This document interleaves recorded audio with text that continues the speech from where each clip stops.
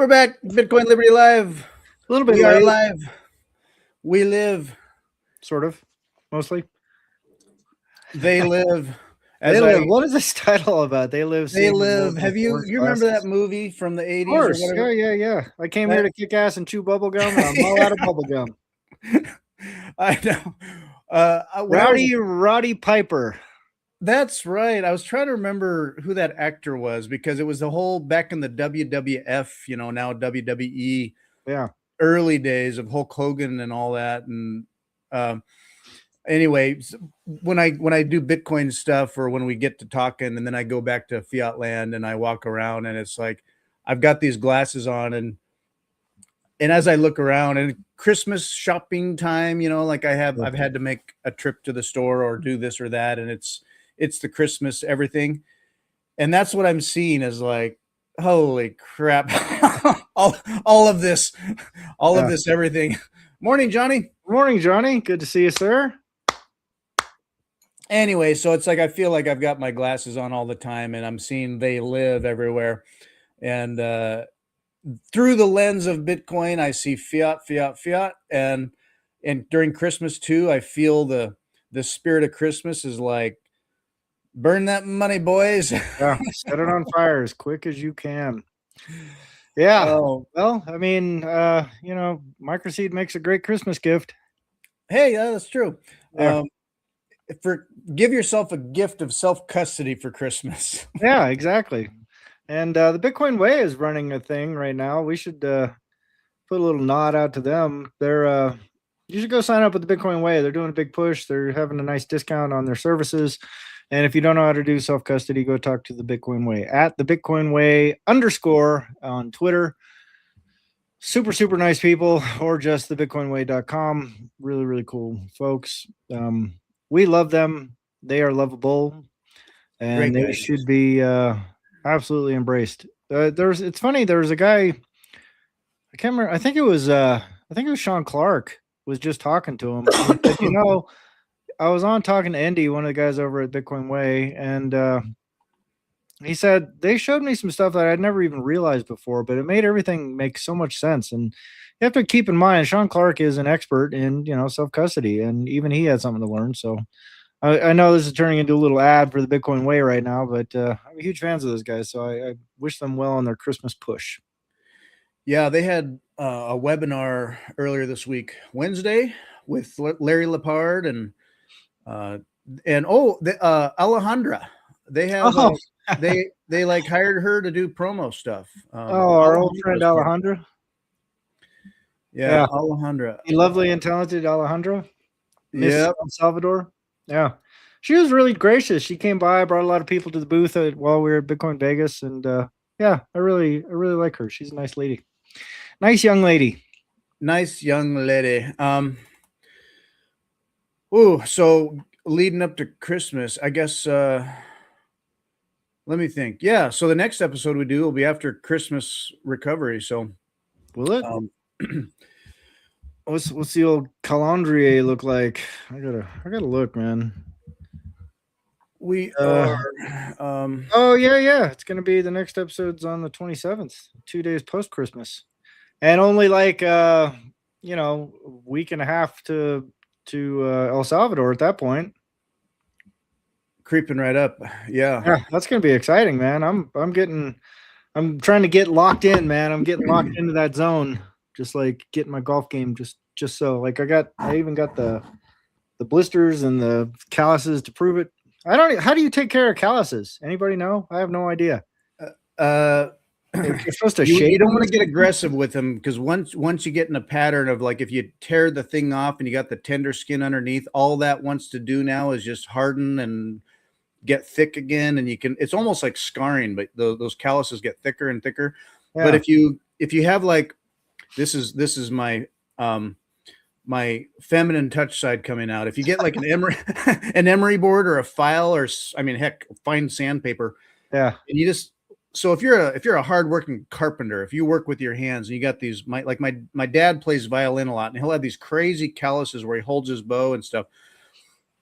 He gets these thick things, and so he'll just sand them down so that you get the thick outer layer just down, but don't get down into any like pink.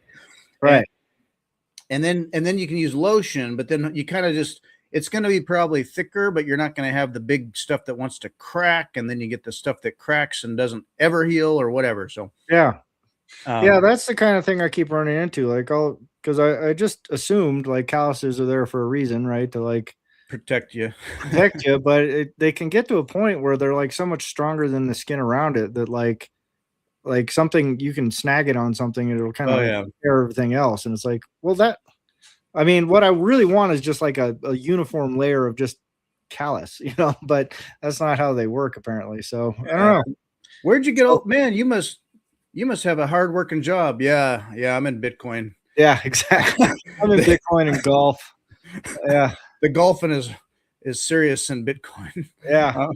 Well, the thing is, I hate wearing gloves, man. Like I feel like like nature gave us gloves. They're called calluses. So I've been trying real hard just to build that up. Plus, it's like one less expense, right? Like golf is expensive enough. So that's what shooting is like that for me. Like we had they delayed their fall shoot to winter, and now it's, well, not that it's snowing, but it's not warm and it's rainy and it's a little breezy and it's cold, and you're out on the range. We're doing like night range with flashlights and stuff, and it's cold. And so it's like you want to wear gloves, but it changes everything about my shooting. So right. I almost just, for the shooting, I just go without gloves, and then I stick my hands and my armpits in between, because if I'm going to shoot, I don't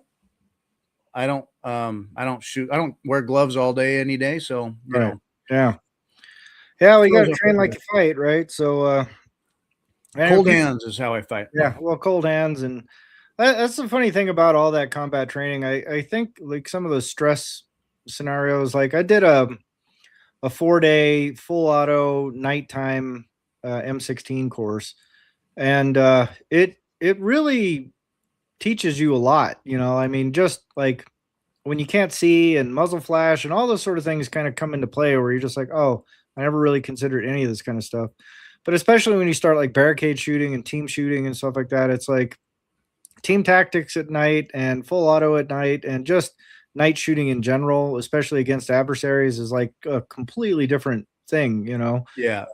So, but that was one of the things, is like people would always say, like when I was spending a lot of time training in firearms, that you got to train like you fight and fight like you train and blah blah blah.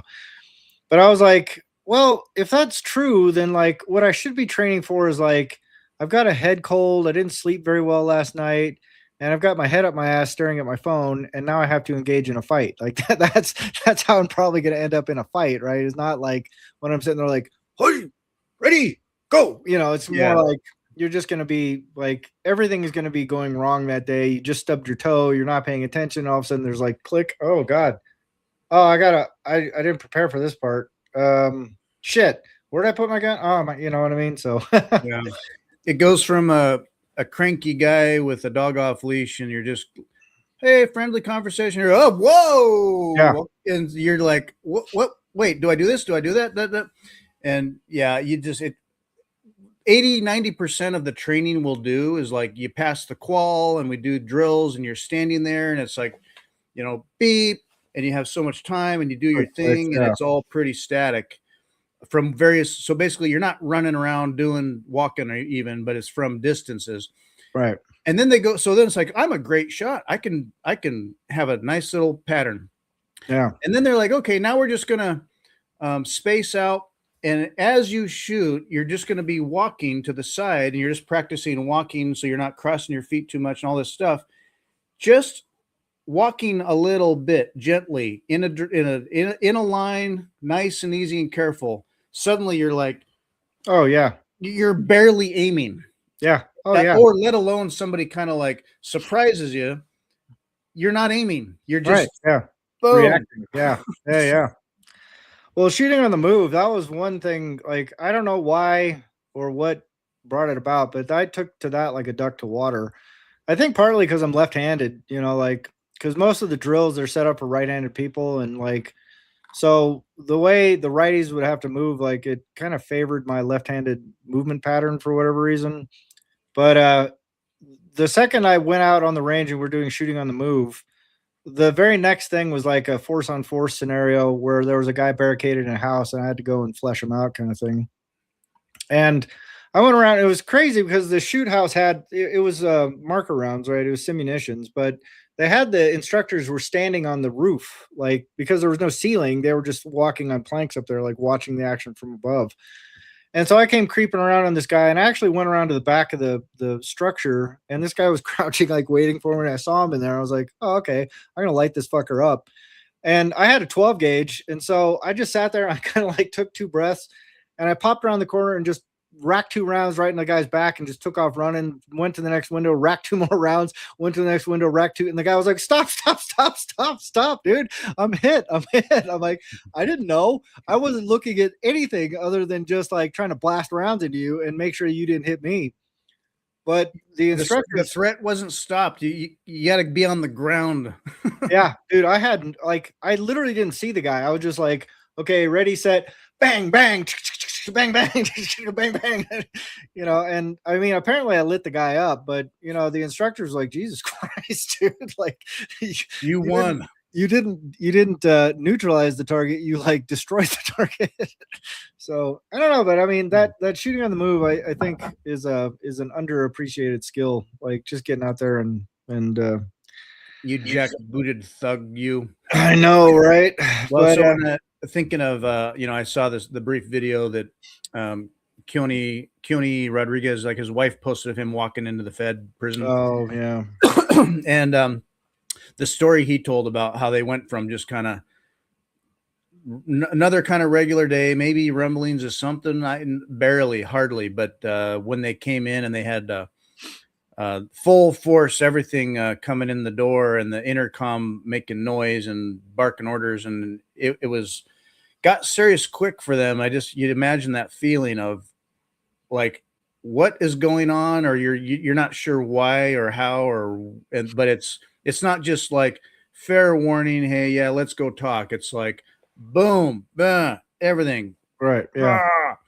Well, that whole trending towards like dynamic raids and shit like that is just an absolute perversion of the sense of justice and peacekeeping, right? So those guys, I'm not a big fan of that idea. I mean, if you got a guy that's like where you need a dynamic entry because he poses a threat, that's one thing. But if you just start crashing down people's doors because they're a tax evader or something, like it gets really fucking stupid, dude. And it's more about intimidation and it's got nothing to do with tactical necessity. It's more about like, we like doing this because we think it's fun, but for the person on the receiving end of it, it's just absolutely like it's traumatic, right? Like it really, like it causes a lot of stress for the people involved. And I mean, they pulled that shit on Trump, dude. So yeah, exactly. You got to think about like where we're going with this, and it's like shock and awe, making an example, sending a message. Yeah. It's like, what's the threat, sir?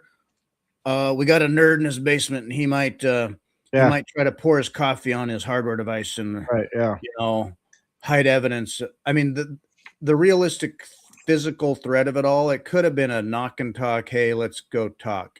Yeah. And go from there. If he's going to run or fight or whatever, that changes the thing. And then you need some backup. Yeah. But I mean, it sounded like they just it was like the end of the Blues Brothers, and all the squad cars are just like, with the intercom. Yeah. And it's like, okay. Well, it kind of leads one to the conclusion. Like, if you have half a brain in your head and you're doing anything that might, or even if you're not doing anything, because you never know what's going to trigger the Fed response, right? Like the sort of seemingly logical conclusion. Yeah, exactly. Right. Dude, I'm a coder. Like, what the hell? Oh my God. Flashbangs and all this. It's like you could have pointed your finger at me and been in a uniform. I'd just be like, okay, I give up. Yeah. What do you want? But it sort of gives you the sense that like it makes sense to harden your structure, right? Like, and so that way when like what you want to do is have them pump the brakes, right? Like you want to get to the place where they're asking you to come out and have a conversation, not coming through and crashing and smashing, and because that dynamic environment invites mistakes, right? It invites like gun, gun, gun, boom, boom, boom, and you're dead. And all of a sudden it's like, Yep. what was he reaching for? Glasses. Oh, oops. Sorry, Well, like the no knock warrant stuff where they literally had the apartment next door right. and they bust in and they're just like, what the, like if somebody busted in your house, I would be like, shit, where's my Done. anything? Yeah. Yeah. And so you go to reach for like, who is this masked black dressed guy? Right. And I'm shot. So yeah, Right. all that bullshit. So Yeah. All of it. I mean, it's like it's just insanity, man. So I don't know, but that's kind of like you can make the same argument about police chases and things like that. Like I can't remember. There was some movie director who was like, these people are living in a fucking movie fantasy. Like there's no safe way to chase somebody in a car through traffic in public. Like, what are you guys doing? Like, that's not.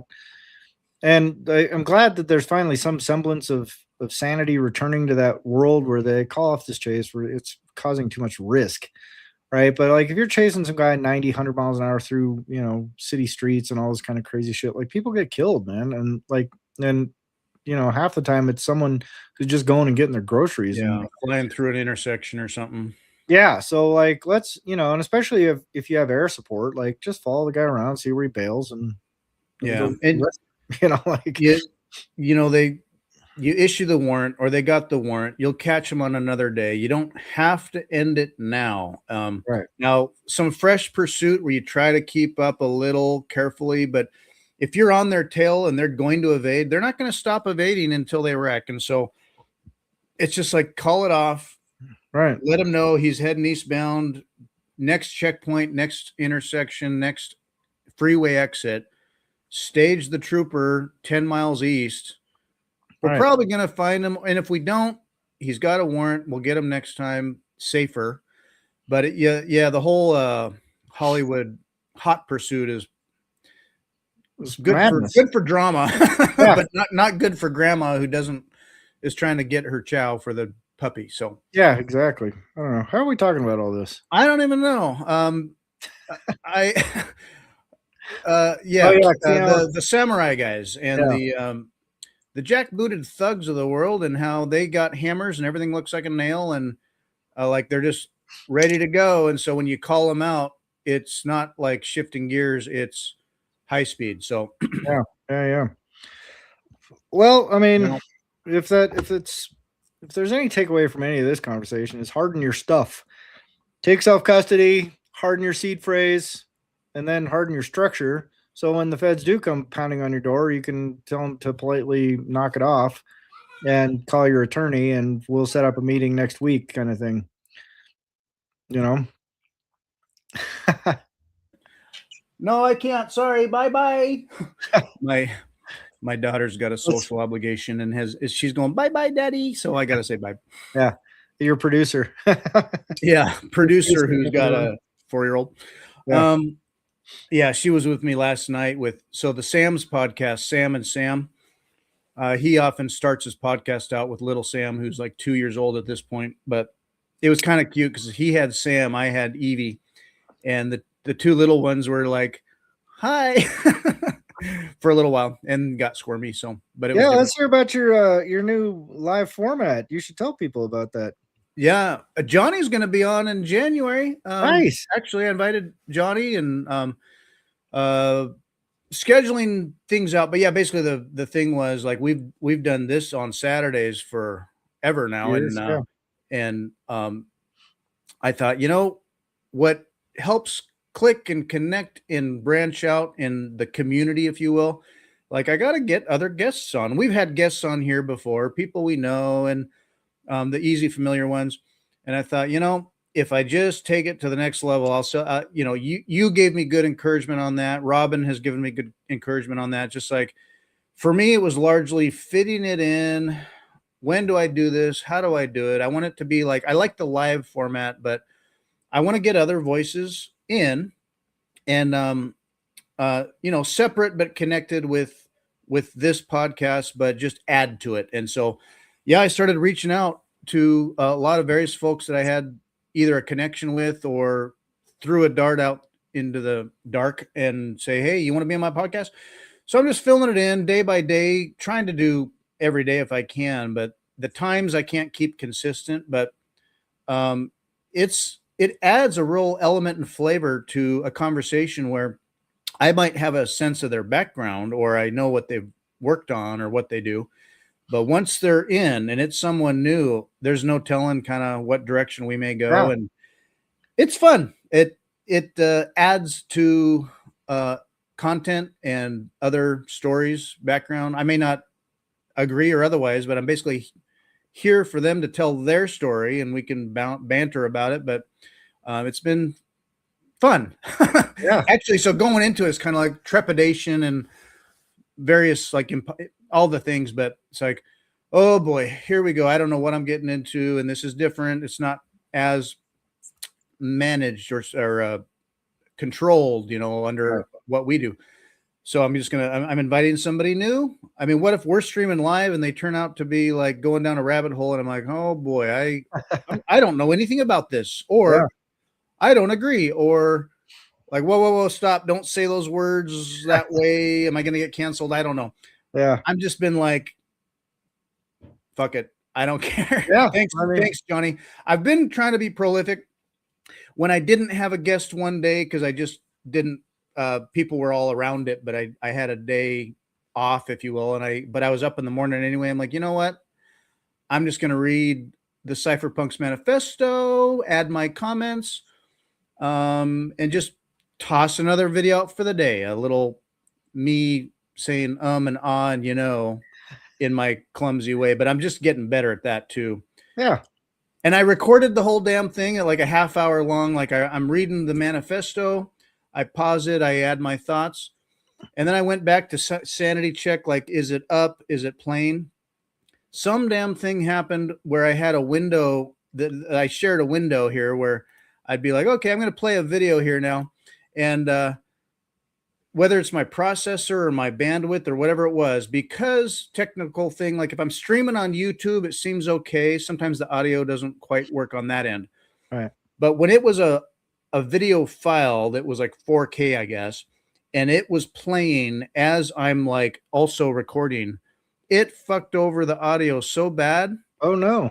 And so when I went and listened to it again, I'm like, oh, is this salvageable? No, this is garbage. Oh So no. I finished it and I was like, oh, that whole thing was just garbage. So I deleted it all. I deleted it off Rumble and X and YouTube and I'm like, I have to do all this again. Do I even bother? And I was like, damn it. Yes, I'm just gonna. Nice. I clicked record again. I didn't play the video. I just kind of clumsily bounced through some screenshots. But I recorded the damn thing again because I was like, damn it, I committed to, it wasn't a goal, it was a decision. I decided to do this and I was going to finish it. So anyway, thanks, Johnny. Yeah, I just been trying to bang them out. And then some days it's in the morning. One guy I had in Slovakia, for him, it was like evening or afternoon time. And for me, it was like 5 a.m. So I've had them at 5 a.m. I like the one last night started at 8 p.m. and went long, but that's where I can fit it. So yeah. Anyway, that's cool. No, I think it's great, man. But so like going into it, it's kind of like, ooh, what is this going to be? You feel all the little normal human things or my imposterness and whatever. But as it's going, and then when it's done, I'm like, this is why I'm doing this. Yeah. Because it's not like I've got, thank you, Johnny. Maybe I'm crazy, but you see like the normal format, you go to like unless you're a Joe Rogan or someone where you can do 2-3 hours and it's quality signal, or they're famous people and you're just going to listen to it no matter what. A lot of the other ones, like What is Money, What Bitcoin Did, a lot of the other ones, they keep it to an hour out of respect to their guests and for the fact that people kind of expect the show. And then the show is like, we have these topics. The guest is kind of prepped. The guest has written a book or has things to say, and you're going to hit them. And then it's like an hour and you're like, well, time to wrap up. And it's very kind of professional. And for me, like this, it's like we click record, we start rambling. And it hits about an hour and we're like, yeah, I gotta pee now. Right. So, Yeah. but anyway, my approach with guests is open to long form, could be rambly, and I've just decided, I can't manage something more professional. I'm not a professional. I just am gonna fricking hit record. And with guests, you're gonna get diversity. So Yeah. No, it I just think is what it good, is. dude. Yeah. Well, I wouldn't. I mean, you're a burgeoning professional. Let's call it that, at least. Oh boy. So I don't know, man. I think it's gonna work out. Fake it till you make it, I guess. Well, that's everybody, right? Like Whatever making it is. nobody starts as an expert, right? So, but that's the proof of work, man. Good for you. I'm excited to see where it goes. I think it'll be good for the channel ultimately. Yeah, Johnny, I'm excited to have you on. I know you've been busy. It's the holiday times. It'll be after El Salvador. But I've got let's see, who do I had Yeah, can you reveal guests without doing any spoilers or anything? Yeah, yeah, so I've had Bitcoiners on I just met at conferences that are plebs like me. This is like by the plebs, for the plebs. Guys like a guy that lives down in Bend that I met in Portland, great guy. Guy who does artwork, Bitcoin cousin with the Bitcoin Army and the Fugum Gum, Ratoshi, who wrote the Great Ratification Second Bailout book. Robbins had him on. I had Michael Jordan, the Bitcoin Way, construction guy who's way into Bitcoin, just kind of like a nobody like me. I mean, not a nobody, but a pleb, Right. not like an influencer. Yeah. But he could, anyway, there's that. Sam and Sam. I've got Nurse Hoddle coming on, Sean Clark on Monday. Good day, Bitcoin. Nice. Vince, Hoddle, Florida. Vince. Oh, yeah, he's a great guy. Super nice guy. He'll be on Tuesday. Oh, that's exciting. Bitcoin Art Magazine. I got Asanoha coming on. Very cool. He's a super nice guy, dude. Stacy with the Bitcoin Army. She'll be on. Fractal Encrypt, Bitcoin Art Magazine. That's going to be huge. Fractal, I'm a huge fan of Fractal Encrypt, dude. I don't know, like if you've seen his work, right? But yeah, I remember I think I saw it in Bitcoin Miami live, and it's just like it's so remarkable. I mean, that guy just does amazing stuff. So I'm so excited to hear that person, like hear them, yeah, what they have to say. But that's exciting, dude. And then like a fanboy moment. I'll be like, yeah. Well, and that's where I get. I feel funny because it's to some of them, it's like who are you? I have never heard of this podcast, or like they're being nice about it, generous with their time. So for me, I'm kind of like the fanboy. This is this is my podcast, but here I am, just like, thanks for joining. Like, yeah, that's so cool. I can't believe I'm talking to you. Yeah, I don't know. Fractal Encrypt's gonna be cool. Ashanoa. Really, really, really nice guy. Like we actually got to spend some time with him in Vegas, right? So, but yeah, he had that cool little like trading card booth, and there's a bunch of the artwork stuff, kind of right next to Larry Lepard's booth in Vegas. Yeah, but yeah, just super nice people in the space, and I mean, you got some great guests coming on. All Sean and Stacy and Vince Hoddle and all those guys, or Florida Hoddle, or how I can't remember. I think it's Vince Hoddle, but. Yeah, just some really, really nice people, so. Yeah, they're the Bitcoin community is just a good group of people. I mean, generous about, we share way more in common than we might argue and feel strong about in other areas. Like there's niche areas of Bitcoin that shall not be named where it gets pretty darn divisive or toxic or whatever. People are going to have their disagreements, but I tell you, if you step back, and it's like why all of us got into this, we all share most of everything in terms of the why. Yeah. But we care so much about it that it's very important, and we want things to be right and not get fucked up and keep Bitcoin forever. Yeah. So then we really get strong about the things. So yeah, exactly. Yeah, I don't know, man.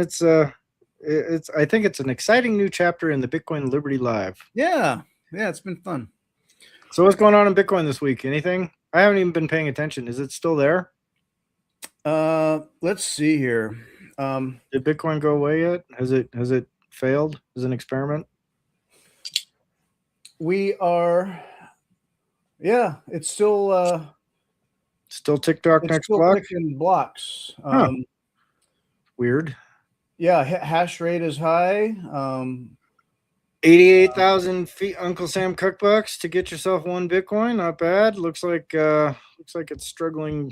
Are we in a bear market, Fritz? Are you ready to call it a bear market yet? Well, I would say when it comes to volatility and a bear market or whatever, it's like the dips are not as crazy and low, and they're potentially shorter. So like we've been through worse. And so to say it's a bear market is kind of like, okay, we're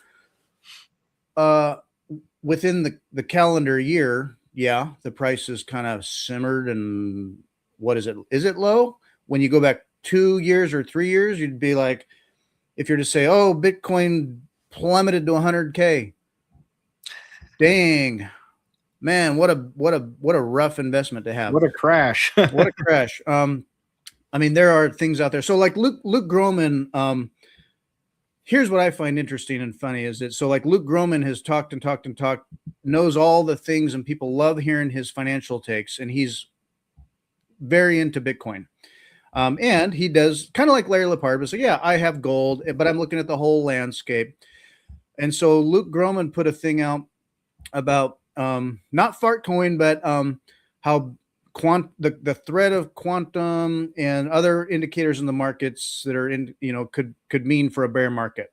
Right. And he's not wrong. And he's not saying I think quantum is a threat. Not that it's not a threat. It's just a thing we can project and see and manage, I think.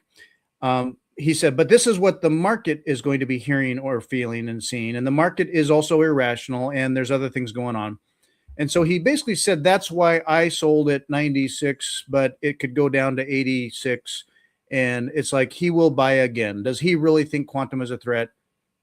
Not in a big way. I mean, right. Not that it's not just that's going to be talk. So the mainstream media that sort of largely didn't promote or elevate all of Luke's talks for a long time, as soon as he had some, not even FUD, but consternations about a potential short-ish term bear market in Bitcoin, suddenly it's out there everywhere. Like, hey, Luke Gromen says this, that, and the other, and you hear quantum. Right. And timing wise with the samurai stuff, in my mind, it's like there's, it's like this opportunity to create FUD. Yeah. Oh yeah, always. So I mean, it's like the never-ending FUD vehicle, right? Like we talked about this a little offline. Like the entirety of the Twitter ecosystem, best I can tell, it just runs entirely on FUD, and just like, how can we get people ramped up and talking about stuff and whatever it is, but then it just becomes like people. It reminds me of like financial, like punditry, like people talk about economics and stuff like that. Like some market will dip, and then every single economics pundit will go around and search for a fucking reason, right? They'll go, oh, it's a Russia invasion. Oh, it's a drought in Somalia. Oh, it's a hurricane and blah. And then they just start flinging those ideas around. And the one that sticks, everyone goes, oh, yeah, it's the war in Russia. That's why oil dropped, or that's why markets did whatever markets did, But they're all kind of like just looking for a plausible reason to explain a thing that they have no idea. Like there's literally nothing underneath what they're talking about that has any semblance in reality. They just go, this seems like the most likely cause, so we're going to say this is the cause, period, and just leave it at that. And then everyone just fucking parrots it, dude. Like, you can go to the office that day and you'll hear that same opinion. Oh, yeah, well, that war in Russia, the markets went down, But it's just guys that are just parroting shit they heard on the news or whatever. But I think Bitcoin Twitter operates much the same way. It's just the same old kind of, what's the narrative this week? Oh, this? Oh, let's all talk about that. And then everyone just goes round and round in circles talking about the same shit. And if it gloms on enough, then the mainstream media hops on, and like quantum, like people have been talking about quantum threats for ages, but I have these sort of, I don't want to say it, I don't know, maybe it's conspiratorial minded thoughts too about a systems approach as they struggle with the great realignment is that they, I feel like big players are looking at the resource capture game, realizing sort of like maybe JP Morgan or whatever, they can't just ignore it. They don't, they may hate it. They do hate it, but they have to play the new game or kind of be left in last place. Yeah. And so what I could see is that some of these big interests are positioning themselves maybe quietly. They have their overt maybe story about it, and then covertly behind the scenes, they're like, they've long been evaluating, considering, seeing what BlackRock and others are doing, Sailor, and just being like, oh shit, we don't like it. That's not our model. And then, but then they have to figure this out. And so what I can see is that some of this capitalization on propaganda or the FUD or these weird price actions you see where it's like, boom, up, boom, drop, Right. boom, down, boom, back up. And it's like, what is going on? There's some movement happening that I don't understand. And it could be many things. Yeah. But it could be that they're positioning themselves to get in carefully because they don't want to be late. I don't know. Yeah.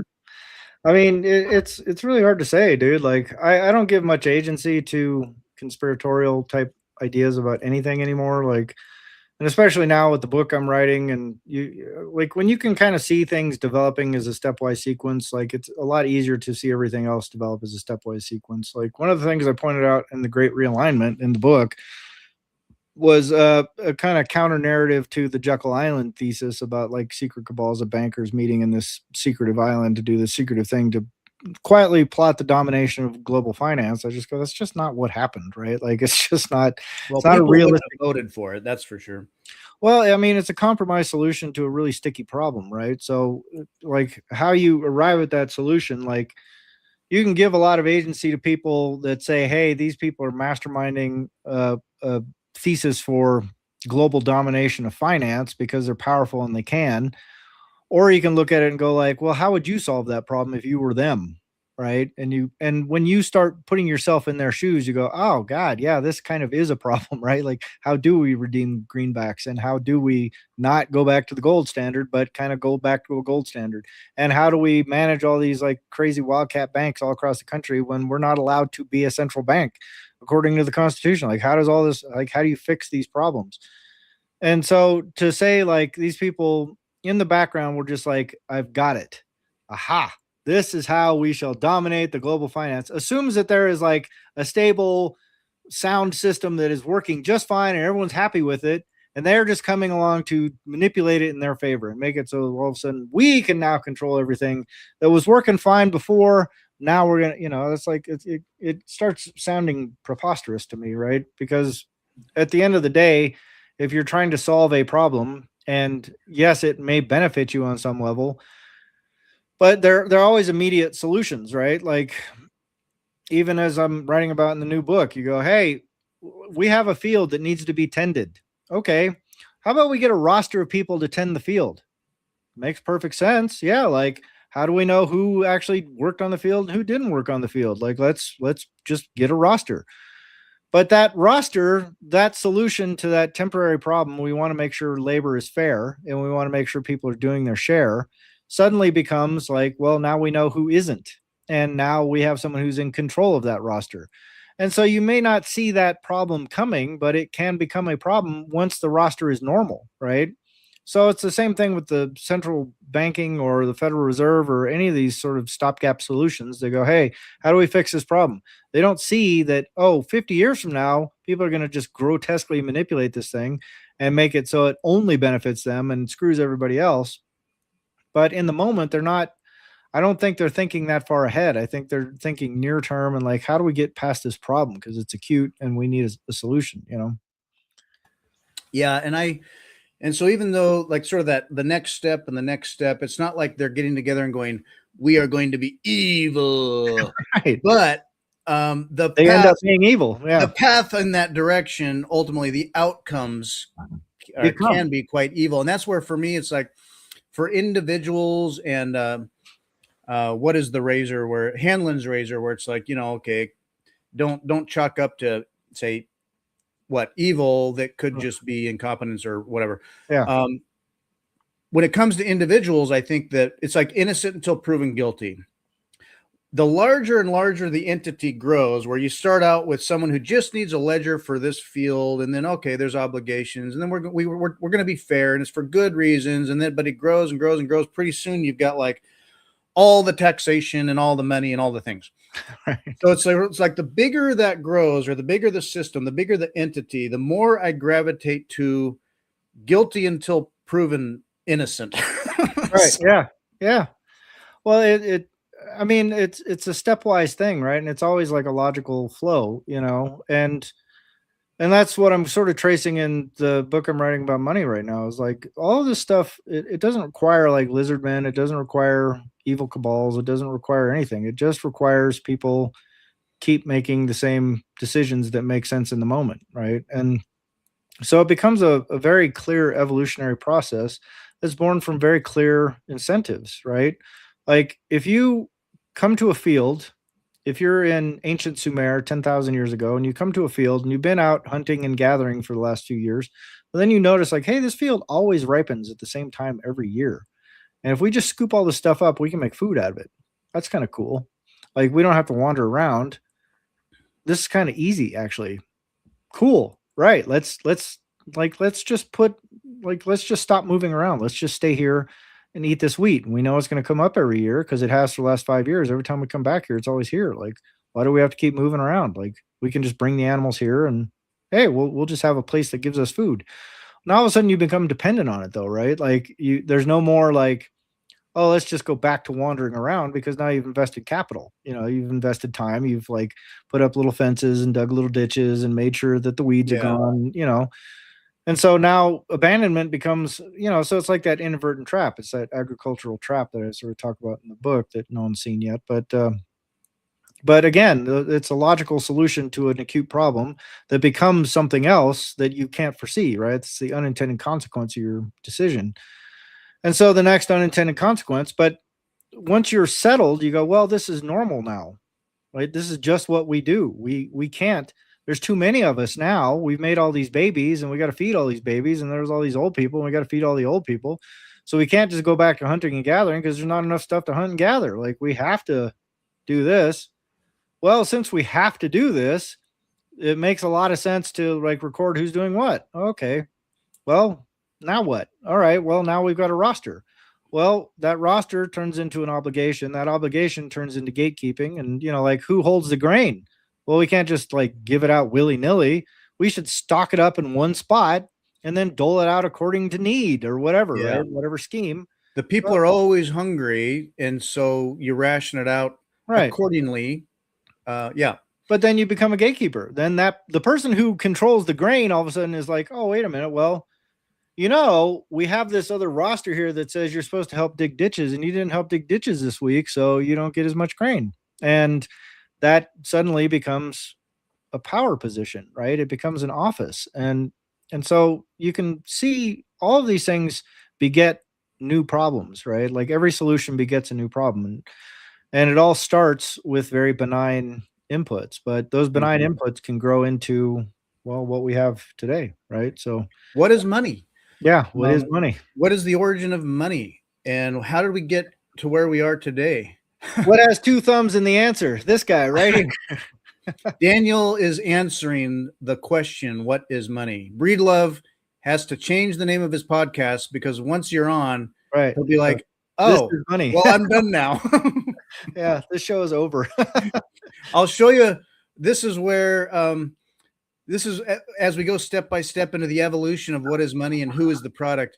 Here's hence the nature of this, the title of this podcast, this episode.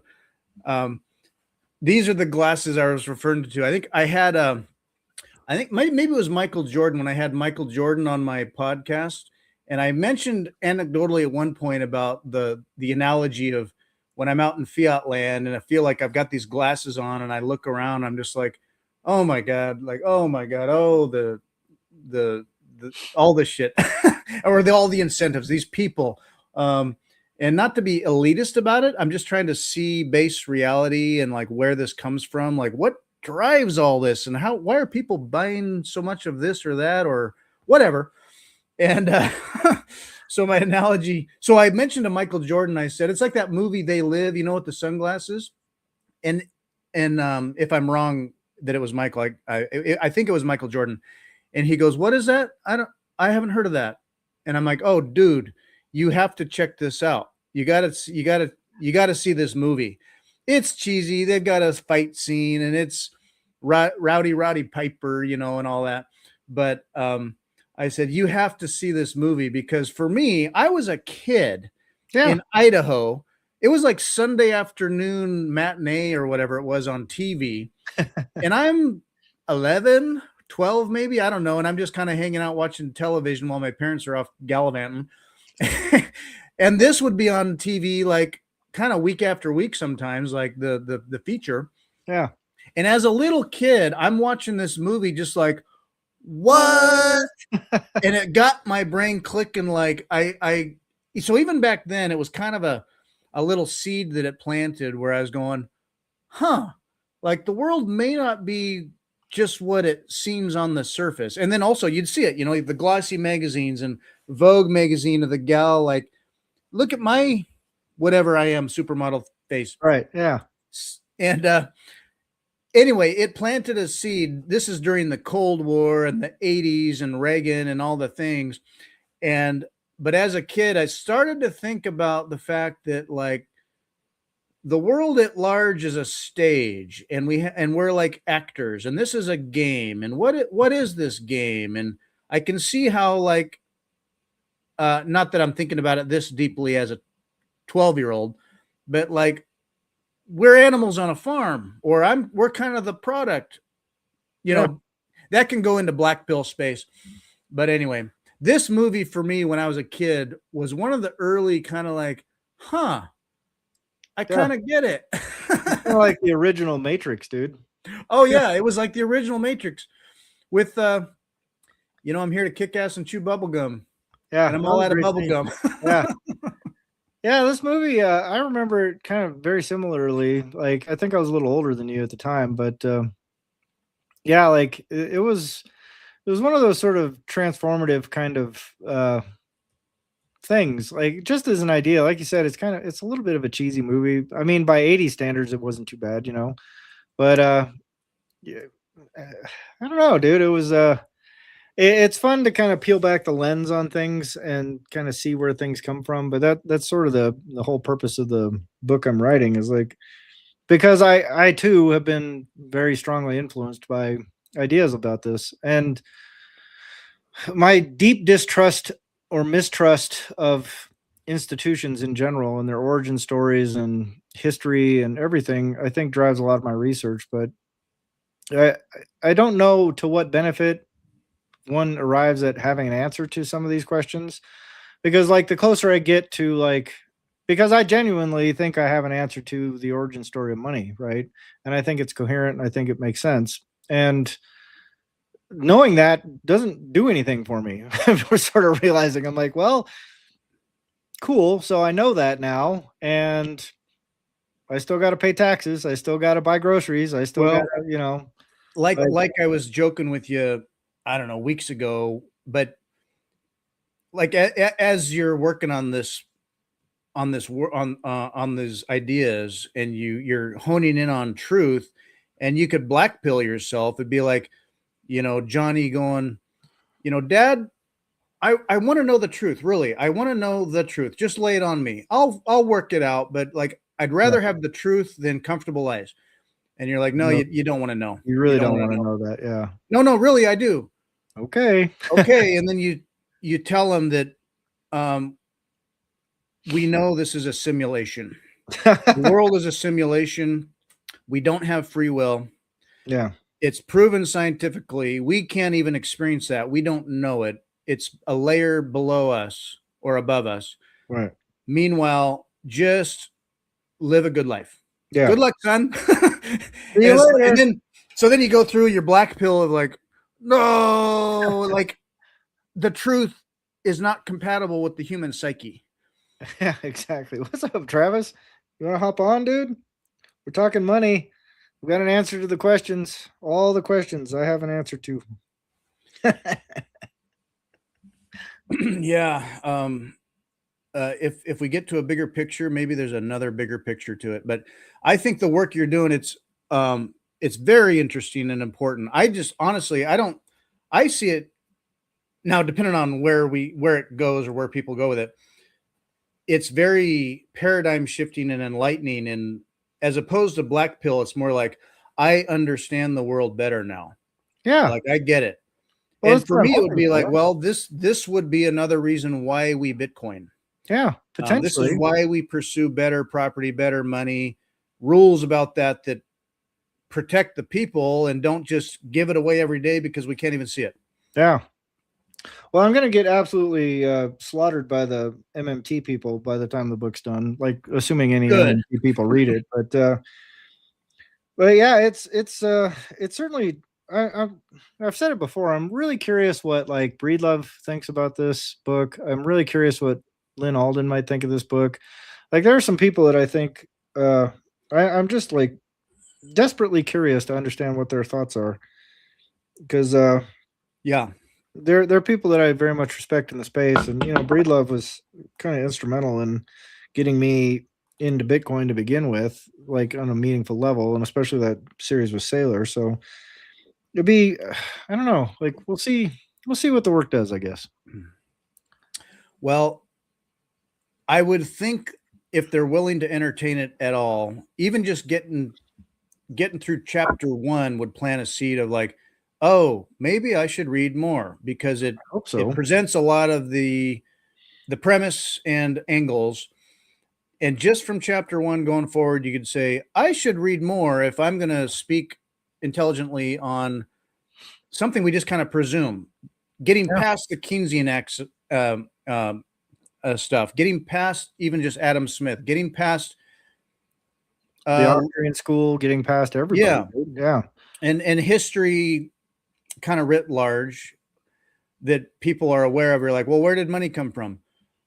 Oh, well, they needed a medium of exchange, and when right, they didn't have coins, they had shells, and it was for merchants and for trade, and it just liquefied barter. right. Makes sense. End there. Yeah, And it's actually much deeper and fundamental to well before they ever needed an idea of money. right. It was like just keeping track of stuff. It's Yeah, like the original ledgers, yeah, the incentive to have writing, the incentive to even come up with numerology, like numbers. We need numbers. yeah, Why? Well, because you're counting stuff. yeah. Why? Because Because you have there's an account. you have a tribe or a family who is variously doing different stuff and contributing, and in the end we don't have maybe enough food or we don't have whatever, and you're just it it's a tool. You're inventing tools to solve problems, Right. and those solved problems lead to New this, like, problems. Yeah. now we have a storehouse of grain, and now through the winter we're being careful with it. And who are you? Right. Yeah, exactly. Did you do your share last week? Right. Well, okay, if you want your grain this time, you're going to have to do twice as much work next time because you didn't do it last time. Now Well, you're in debt. now you're in debt.